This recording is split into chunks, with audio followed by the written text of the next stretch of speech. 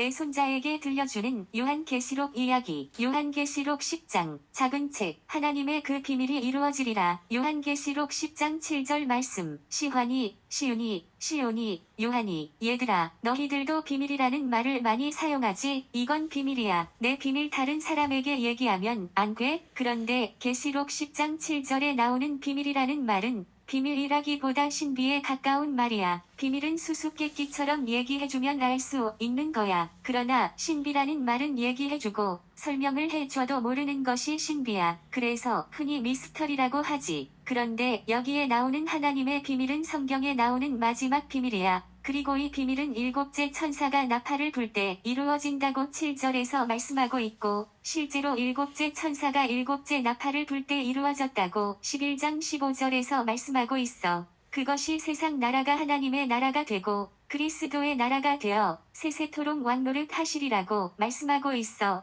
그러니까 그 비밀은 바로 나라가 바뀌는 것을 말하고 있어. 어쩌면 세상 끝날에 타이타닉이 물에 잠기고 구조선으로 갈아타는 사람들만 살아남는 것과 같은 그런 놀라운 사건이 일어날 거야. 근데 우리는 걱정할 필요가 없어. 왜냐하면 예수님께서 천사장의 소리와 하나님의 나팔 소리로 친히 하늘로부터 강림하시리니 그리스도 안에서 죽은 자들이 먼저 일어나고 그 후에 우리 살아남은 자들도 그들과 함께 구름 속으로 끌어올려 공중에서 주를 영접하게 하시리니 그리하여 우리가 항상 주와 함께 있으리라고 말씀하고 있기 때문이야. 예수님께서 제자들을 통해서 우리가 종말에 해야 할 일 한 가지를 잘 말씀해 주셨어. 그것은 바로 깨어있어 기도하라 고 하신 거야. 영적으로 잠을 자면 안 돼. 항상 깨어 있어야 하는 거야. 작은 책을 갖다 먹어버리라. 요한계시록 10장 9절 말씀. 시환이, 시윤이, 시온이, 요한이. 얘들아, 영어 단어가 외워지지 않는다고 단어를 적은 종이를 씹어 먹어본 경험이 있냐? 어떤 분들은 성경을 한 절 한 절 자근자근 씹어 먹듯이 묵상했다고 고백하기도 하지? 그런데 여기에는 하나님의 신비가 담겨있는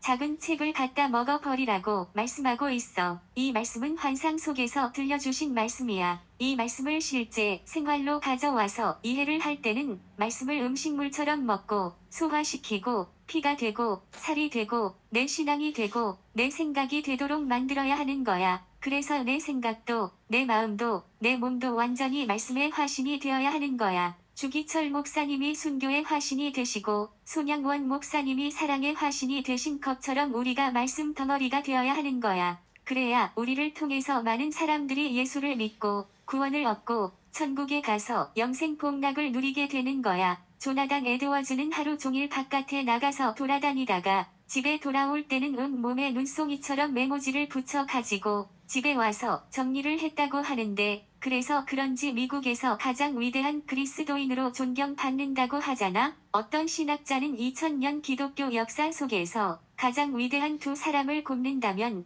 요한 칼빈과 조나단 에드워즈를 꼽을 수 있다고 하잖아. 칼빈도 조나단 에드워즈도 말씀을 너무너무 사랑하고 말씀에 완전히 사로잡혀 살았기 때문에 칼빈은 서구 문명에 조나단 에드워즈는 미국 사회에 가장 큰 영향을 미치는 사람들이 되었어. 이 두 분을 통해서 무엇을 배울 수 있지? 하나님 사랑도 하나님이 그토록 사랑하시는 영혼 사랑도 말씀 사랑에서 온다는 것을 배울 수 있잖아. 내가 많은 백성과 나라와 방언과 임금에게 다시 예언하여야 하리라. 요한계시록 10장 11절 말씀. 시환이, 시윤이, 시온이, 요한이. 얘들아, 요즘 어린 아이들 가운데 소아 비만에 걸린 아이들이 많이 있잖아. 너희 친구들 가운데도 그런 친구들이 있지 않냐? 왜 그럴까? 아마도 많이 먹고 활동을 많이 안 해서 그렇겠지. 신앙인들도 영적인 비만에 걸릴 가능성이 있어. 많이 먹는 반면에 활동이 별로 없으면 영적인 비만에 걸리기 쉬운 거야. 그런데 성경 말씀, 하나님의 말씀대로 순종하면